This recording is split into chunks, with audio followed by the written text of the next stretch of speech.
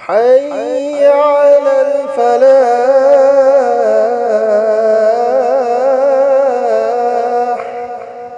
पुसु नहा खोई खुदिंग मक पुसु अमल तौब ngambagi tawfik pina bisanu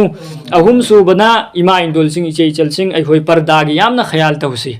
parda si nupi singi mathak tadi parda faraz ni parda si allah gi hukum ni ai ga nu hongba yaba mi mamang da thok taba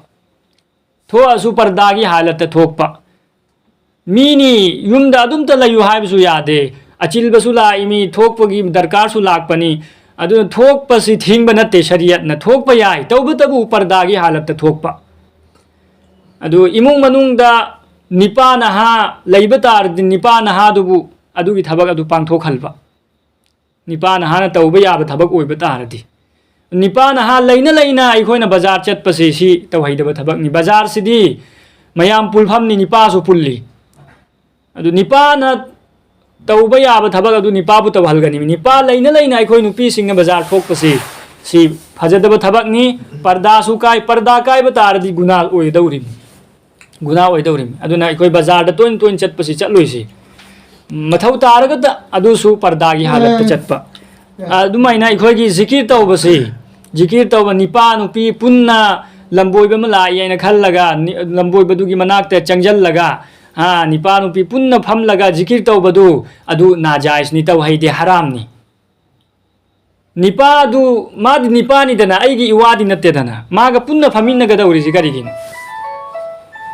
अदु इसा इसा ना अदु साजेन तौनिमी हजिक मयाम मा हजिक नत्त नत्तब थबक थोरे नमाज न सोंदबा अदुगा अहिंग पुंग 12 1 ता लाइट मुथत लगा नुपी निपा फम लगा अखोइ जिकिर तौरि सि तौहैदब थबक नि यामना इकायनिंगाय वाफमनी आइगी इवा सुनत्तबा मीगी मवा अतोप निपा मागा फमिन्नगदौरि सिकरिगिनोबा जिकिर तौबसी फरज वाजिब सुनत्तबा इसा इसाना तुमिन तुमिन तौ हाइबा नुपीगी जिकिर दि तुमिन तुमिन तौनिमी नुपीगी मखोलदी पर्दाद मखोलदुसु पर्दाद थमगनिमी अतोप निपाबु तहलगनु हारिमी अदु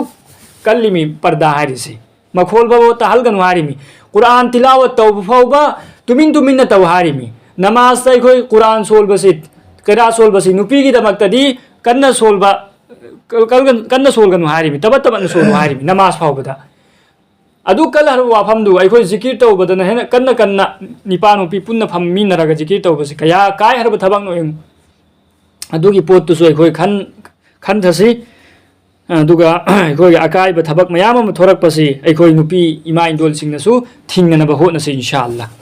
अल्लाह ना आइबसु ना खoi khuding ma pusu amal ki tawfik pina bisan